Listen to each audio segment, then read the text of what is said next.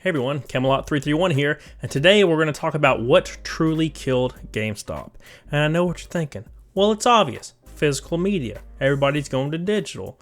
I agree with that to some extent, but you can never take away the touch, the feel, the stroke, the way it touches your face, the way you can smell it, and it smells awesome. That new product smell or really old product smell. You can't take that away from everybody. It's like opening a Christmas present on Christmas morning. You rip the paper and it makes all the endorphins in your brain explode, and then you have a mild aneurysm and you wake up in the hospital and you're like, God, I love physical media. That's just me. But let's get into the meat and the potatoes of the whole idea behind why GameStop died. From personal experience, you know I was there 11 years. When I was a store manager, we were on a salary basis. You know, anywhere from $38,000 to around $50,000 is where the salary lied. Now, there was a law that was finalized in May 2016, which made anybody making less than $48,000 a year eligible for overtime. So even if you were on a salary of less than $48,000 a year, you would benefit from overtime for every hour you would work after 40 hours. Probably a good 60% of the GameStop store managers were making over that, and the difference were not. So that was an issue for GameStop. So we're going to have basically half of our managers eligible for overtime, and the other half not. So GameStop had three options to basically rectify this situation. They could A, increase all the store managers' wages to the minimum level, which was, I think, mid 47. They would probably have to spend a couple $1 million to increase everybody's wages to that amount. The company made $450 million the year prior, so I don't think it's very much of a stretch to give out $10 million in raises. I mean, that's a third of what the CEO made. It's fine. Just sprinkle some dust on everybody, and everyone's happy. Your entire management staff stays good to go. So A, they can increase all the store managers' wages to the mid 47s, so they're exempt from that law. B, they could keep everyone at their current salaries and just make it where they don't have to work over 40 hours. And if they do, they're eligible for overtime, which wouldn't be too crazy. A couple hours here and there, the manager will probably make a couple $1,000s more a year, maybe, which then again would only cost the company a small amount of money in comparison to what they make in profit. Or C, the option that would completely destroy morale and get almost half the store managers in the entire company to quit in a 2-week period. And that is to lower everyone from salary to hourly, meaning that person making $42,000 a year now makes $15 an hour. Then the way GameStop justified it was something like this. We know that you can't get your job done in 40 hours or less. So we're going to make it where you get paid the same and you just have to work overtime to get there. So basically these managers have to work overtime just to get to their salary. So that was about a month before the conference that all the managers go to. So as soon as we got to conference, all the managers were eagerly awaiting the decision from the high-ups.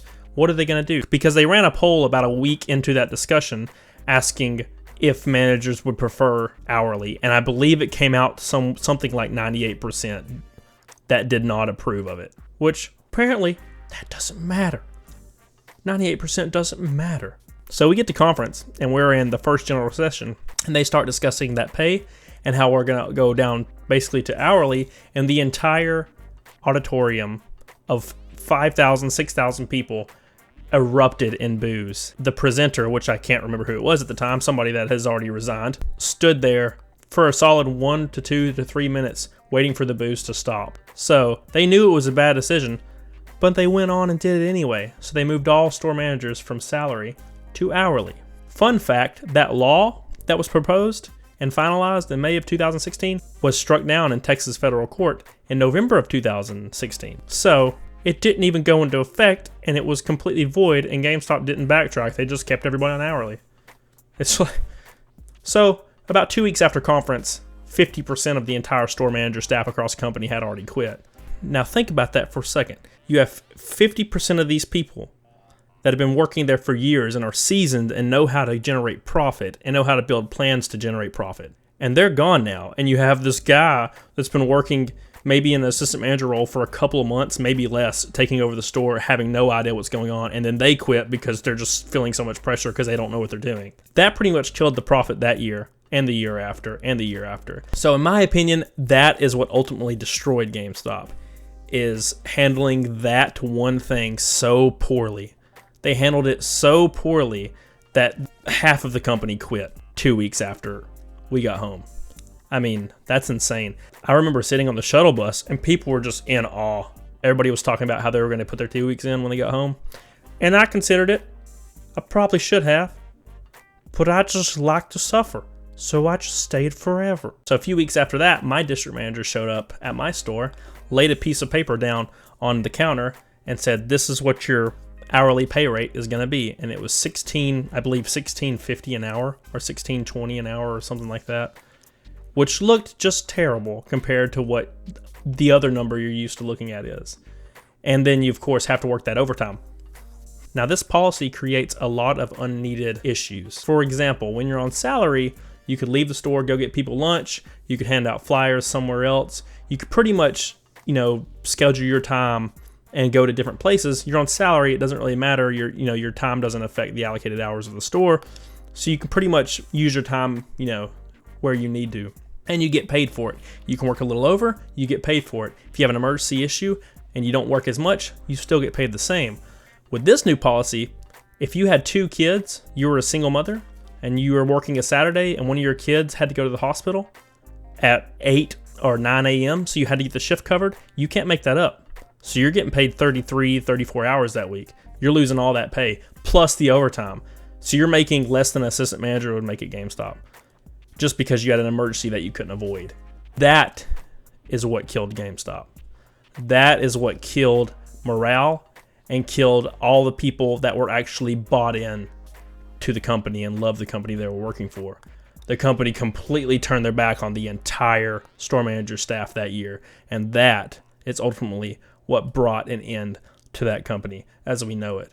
Now, there are a lot of factors that factor into the ultimate demise of GameStop, like the circle of life, which obviously didn't work, because look at them now. But I think that one single act is what set everything in motion.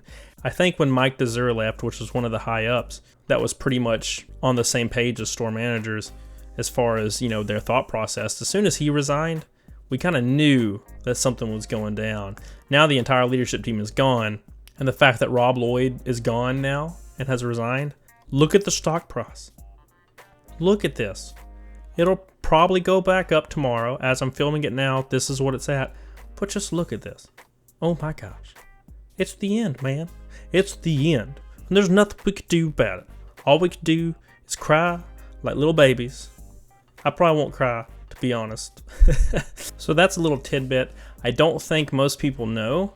And I know I've talked about it before, but not in great detail, because I think people just think it was pushing numbers and physical going away. But that's something that no one ever talks about, which is actually the turning point in my mind. That was the 2 to 3 month period which completely made me stop caring. I was so bought in, and then I was like, never mind. I'll just sit here now and not force anything on anybody.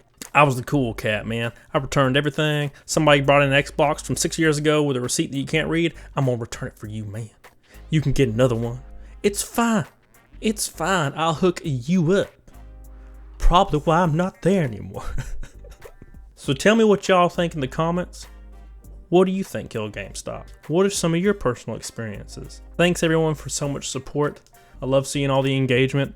Love seeing all the positive messages. I love seeing the negative messages. Doesn't matter to me, man. You can be negative. I'll be positive about the negative, because that's just how I am. So until next time, get on it, doggone it. I love you all. Bye.